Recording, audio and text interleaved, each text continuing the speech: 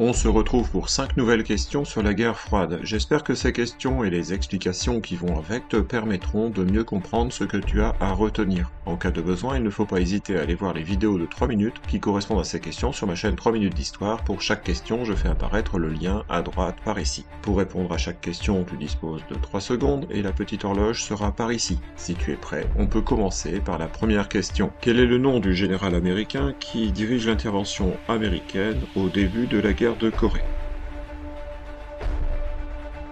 Il s'agit du général Douglas MacArthur. À quelle date commencent les opérations militaires françaises et britanniques pour reprendre le canal de Suez?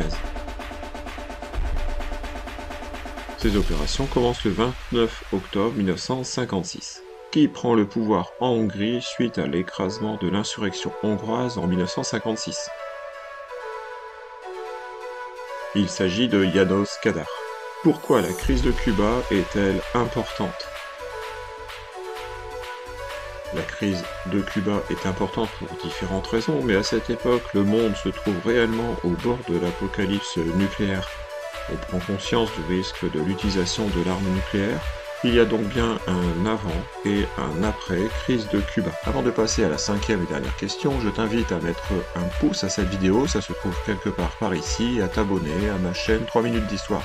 En échange, tu auras droit à toute ma considération, c'est déjà pas si mal en attendant mieux. Si tu veux faire d'autres questionnaires sur la guerre froide, je te donne mes liens TikTok et Instagram dans la description de cette vidéo. Il est temps maintenant de répondre à la 5e question. Quels sont les accords qui sont signés en 1987?